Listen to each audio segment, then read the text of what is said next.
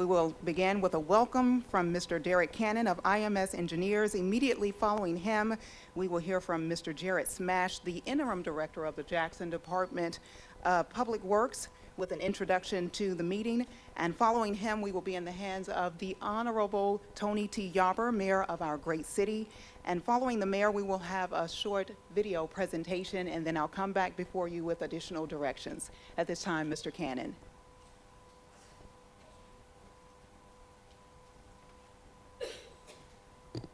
Good evening. Welcome, and thank you all for being here this evening.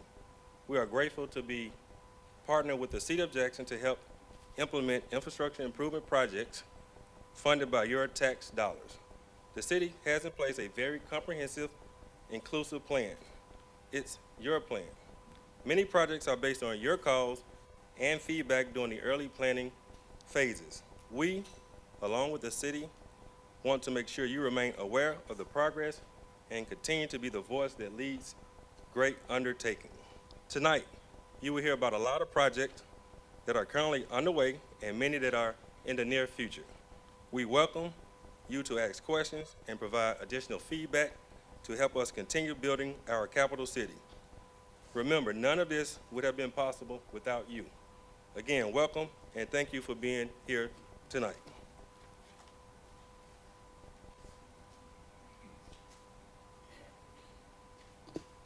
All right. Good evening, everyone. All right. So as Mr. Cannon pointed out, we want to welcome you to this public information meeting regarding the Municipal Sales Tax Fund and Infrastructure Improvement Program.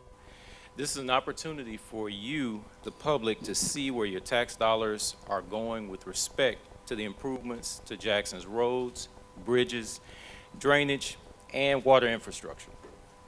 The legwork for where we are today began in fall of 2014 when Mayor Yarber asked our Public Works team to participate in a listening tour that he calls 7 wards in 7 days.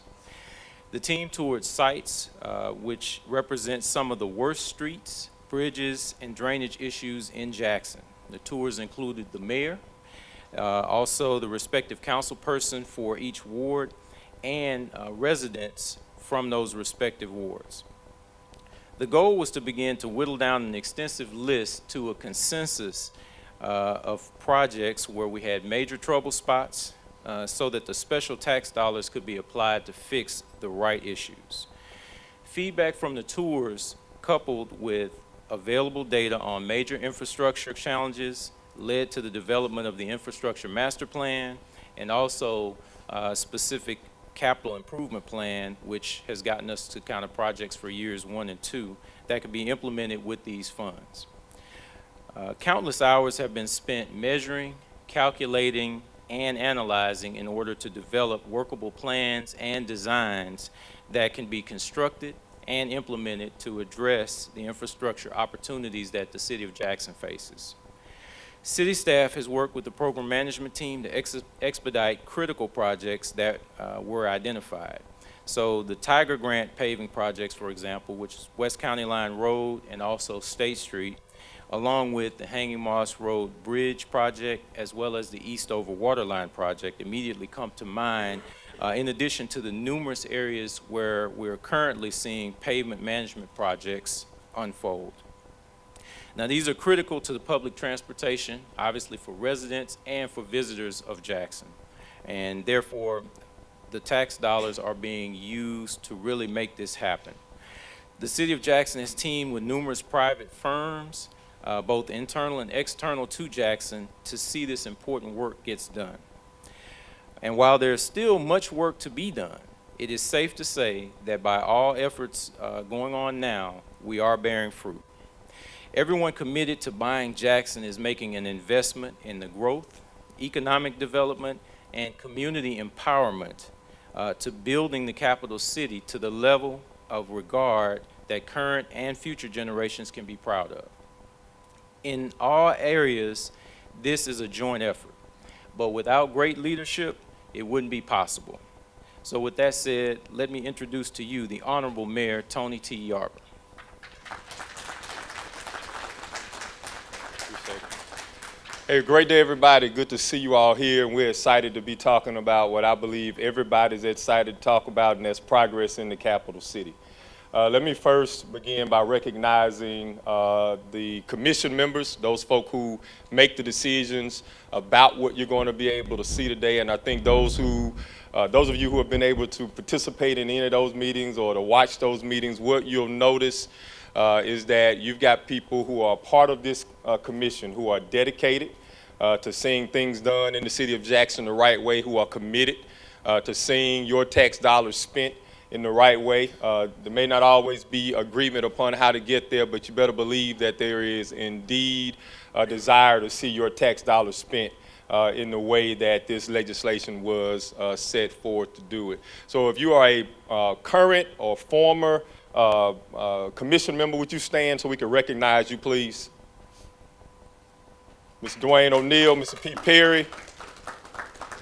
Current, we've got a new member here who's going to be serving. She hadn't gotten baptized yet. Carrie is, she's not gotten baptized yet, but we appreciate you for being here and thank you for what you're getting ready to get yourself into. And let me talk you into it. I'll keep my remarks very brief. I'm excited, you all, because we are finally delivering on something that we've been working hard on for quite some time. When we first started talking about the 1% sales tax, we said that we were going to be sure that we gave you all the ability to track the work that we're doing and to be able to determine if we are doing exactly what we told you we were going to do.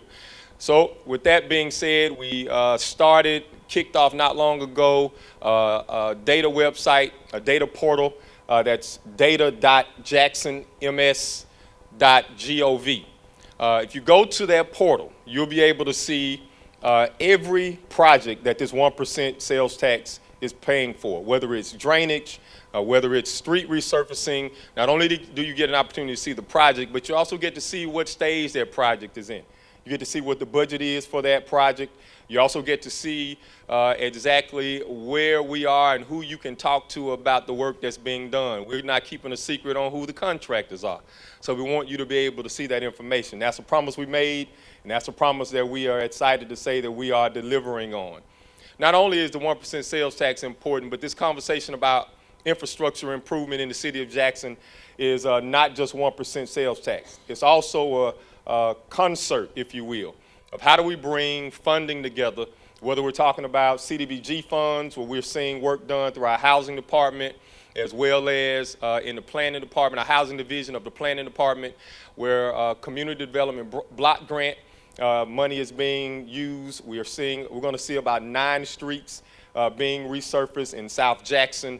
We've also, as Director Smash talked about, the Tiger Grant, where we've been able to see outside agencies contribute to the work that we're doing. So whether we're talking about the $16.5 million Tiger Grant, or we're talking about the $3 million funding opportunity that we've seen come available through MDOT, and which is going directly to Mill Street. These are things that we're excited to be able to talk about and give the citizens of Jackson an opportunity to see. And so it's not just about road restructuring and road resurfacing. It's not just about bridge building. It's not just about water line replacement and wastewater. It's also about economics.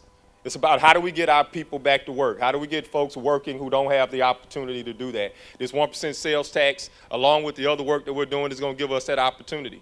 And in light of the things that are happening in the city, we're excited to be able to say that we're doing that. We are intentionally investing. So you'll hear us talk more about the Jackson 500, which is a workforce development plan where we believe we can put 500 Jacksonians back to work, where we give them an opportunity to be trained. That's right, you've been talking about Jacksonians working, Ms. Benford. So what we've done is given almost 100 people in conjunction with Working Together Jackson an opportunity to be trained specifically around the work that's going to happen with these infrastructure improvements. And that's not only with Working Together Jackson, but also Hines Community College.